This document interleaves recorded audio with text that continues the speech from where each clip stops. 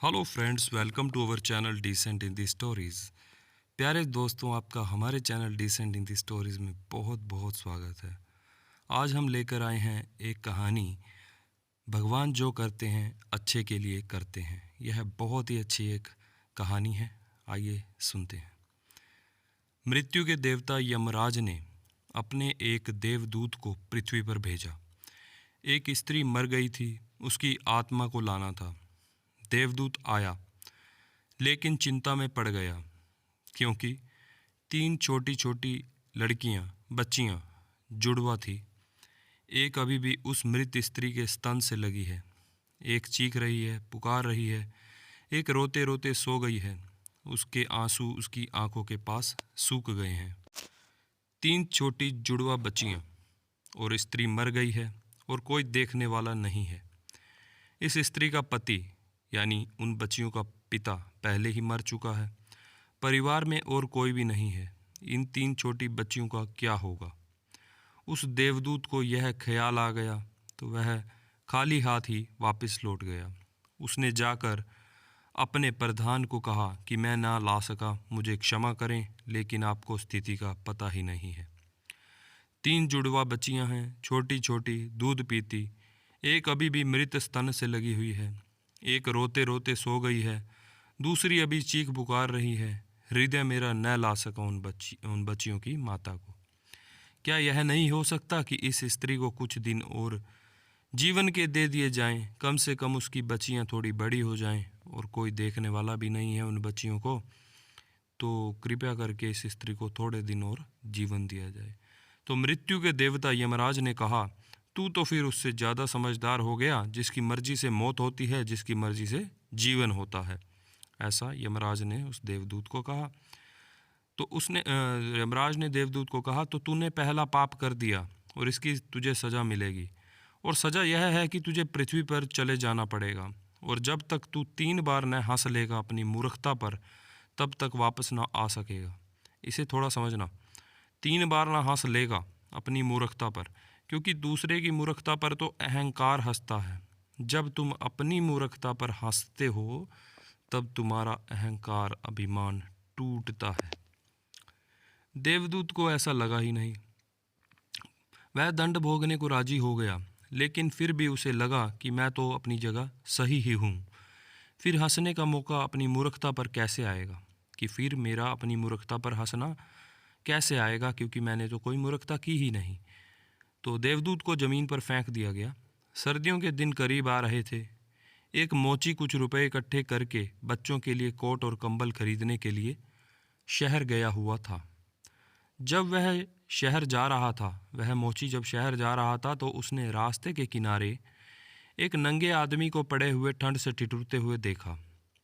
वह नंगा आदमी वही देवदूत था जिसे दंड के कारण पृथ्वी पर फेंक दिया गया था। उस मोची को उस नंगे व्यक्ति पर दया आ गई। अपने बच्चों के लिए कपड़े खरीदने के बजाय उसने उस व्यक्ति के लिए कंबल और कपड़े खरीद लिए। उस नंगे व्यक्ति को कुछ खाने पीने को भी न था, घर भी न था, छप्पर भी न था जहाँ वह रुक सके।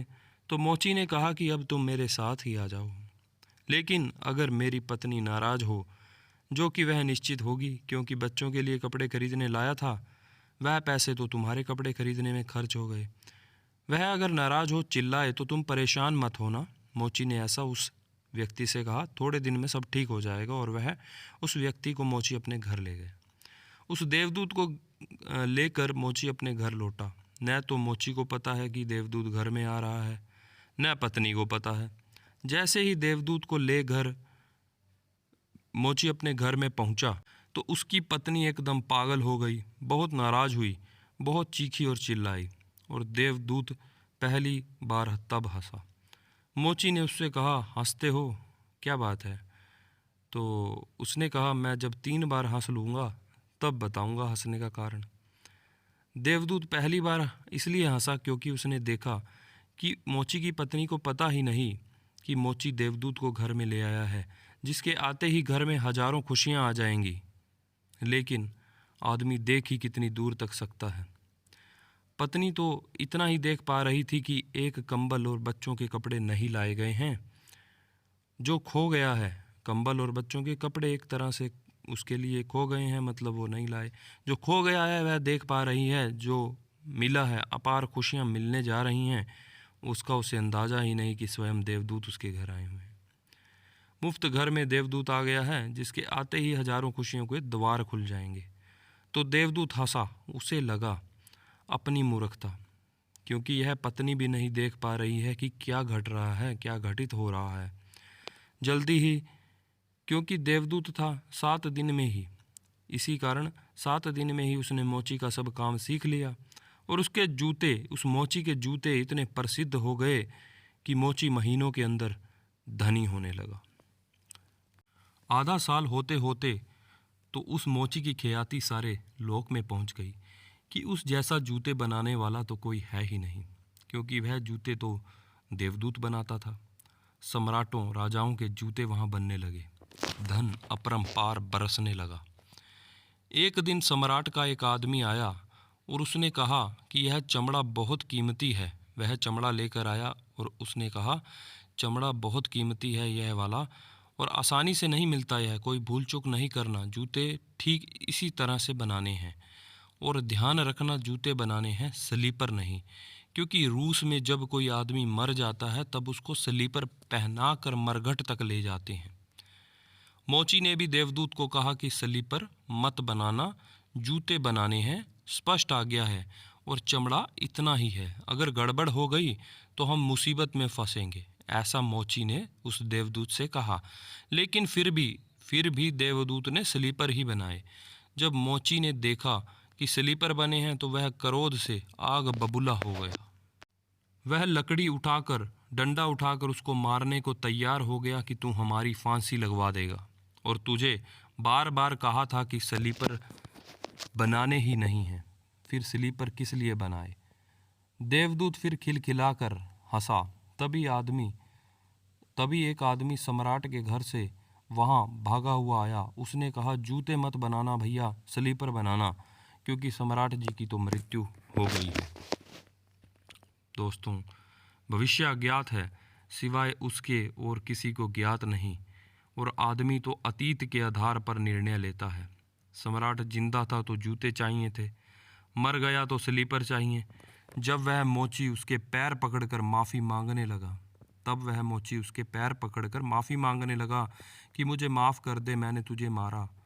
पर उसने कहा, कोई हर्ज नहीं, मैं अपना दंड भोग रहा हूँ। लेकिन वह आज दोबारा हंसा। मोची ने फिर पूछा कि हंसी का क्या कारण है। उसने कहा, जब मैं 3 बार हंस लूँगा तब ही कारण बताऊँगा। असल में वह दोबारा इसलिए हंसा था कि भविष्य हमें ज्ञात नहीं है, इसलिए हम आकांक्षाएं, इच्छाएं करते हैं जो कि व्यर्थ हैं। हम अभिप्साएं, इच्छाएं करते हैं जो कि कभी पूरी न होंगी। हम मांगते हैं जो कभी नहीं घटेगा, क्योंकि जो हमारे लिए अच्छा होता है ईश्वर वही करते हैं, क्योंकि कुछ और ही घटना तय है, नियति में कुछ और ही लिखा हुआ है। हमसे बिना पूछे हमारी नियति घूम रही है और हम व्यर्थ ही बीच में शोरगुल मचाते हैं। चाहिए स्लीपर और हम जूते बनवाते हैं। मरने का वक्त करीब आ रहा है और ज़िंदगी का हम आयोजन करते हैं। तीसरी घटना घटी कि एक दिन 3 जवान लड़कियां उस मोची की दुकान पर आई। उन तीनों की शादी हो रही थी और उन तीनों लड़कियों ने जूतों के ऑर्डर दिए कि उन्हें उनके लिए जूते बनवाने हैं। एक बूढ़ी महिला भी उनके साथ आई थी जो बहुत धनी थी। देवदूत पहचान गया कि ये वे ही 3 लड़कियां हैं जिनको वह मृत माँ के पास छोड़ गया था और जिनकी वजह से वह दंड भोग रहा है।